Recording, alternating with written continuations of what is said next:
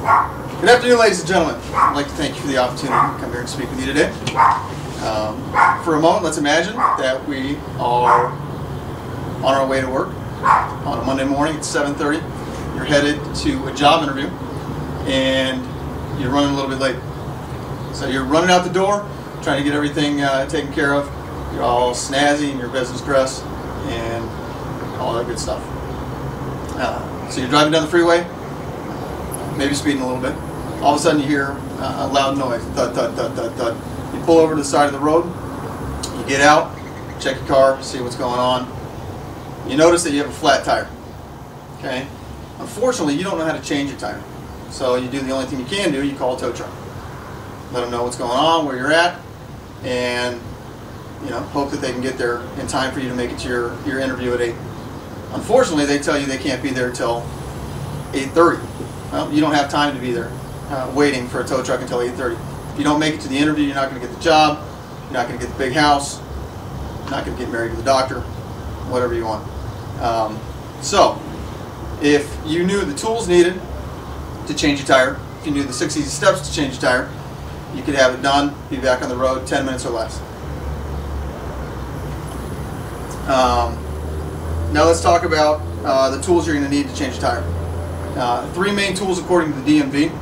You're going to need your diamond jack, which most, if not all, vehicles come with a diamond jack.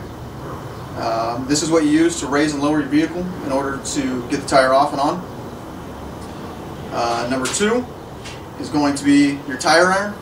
Again, most vehicles come with a tire iron. This is what you're going to use. It serves 2 purposes. Number 1, you use it to raise and lower your diamond jack, and then you also use it to remove and tighten your lug nuts.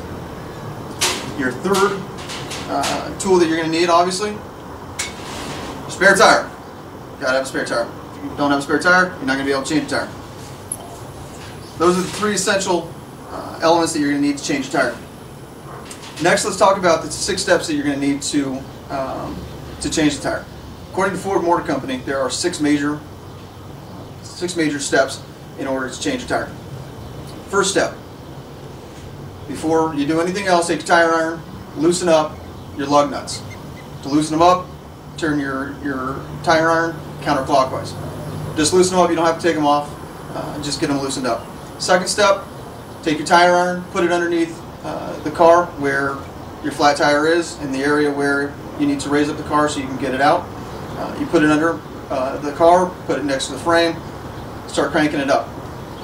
To raise it up, you take your tire iron, turn it clockwise, it's going to raise it up. It's going to get difficult, but just power through it, you'll be okay. Once the tire iron, or once your diamond jack is up, take your tire iron and take off your lug nuts. You might have to use the tire iron to unloosen them all completely. If not, just use your fingers and just take them all off. Put them in a pile so you don't lose them. Step 3, take your old tire, take it off, put it out to the side somewhere so you don't trip over it, and so you can put on the spare. Step 4, take your spare tire, put it back on your car, take your lug nuts that you put off into place where you're not going to lose them, put them back on, just hand tighten them for now. Step 5, again, take your tire iron and start lowering your diamond jack. To lower it, you're going to use a counterclockwise circle. That'll lower the tire iron, or the diamond jack. You can pull the diamond jack out and just place that off to the side once your tire's all the way down to the ground. Step 6, take your tire iron again and tighten up all your lug nuts. The way you want to do that is in a diagonal pattern. You start with your first lug nut, make sure it's completely tight, and then go directly diagonal across to your next one, tighten that one up, go diagonal again, tighten that one up until all your lug nuts are tightened. According to Christopher Niger, who is an auto analyst for the CNN, he recommends, or he describes the diagonal pattern by stating, after you tighten the first nut, then you tighten the nut diagonally across from the first nut. You repeat that until all your lug nuts are tight. Okay? Those are your 6 easy steps. Let's go ahead and review those steps. Okay? First step, loosen up your lug nuts. Second step, raise your diamond jack. Third step, You want to take off the lug nuts, remove the old tire. 4-step, put the spare tire back on. Put on your lug nuts again, hand tighten. 5th step, lower your diamond jack. 6th step, make sure you tighten up all your lug nuts again, okay, using the diagonal pattern. So again, those are the 6 easy steps. According to Ford Motor Company, again, they recommend that if you have a blowout or you have a flat tire, they recommend that you, when you change your tire, as soon as you change your tire, you want to go and see your mechanic and or the dealer and have them check out the tire, fix the tire if they can, or get the tire replaced so you can get a new tire put back on your vehicle.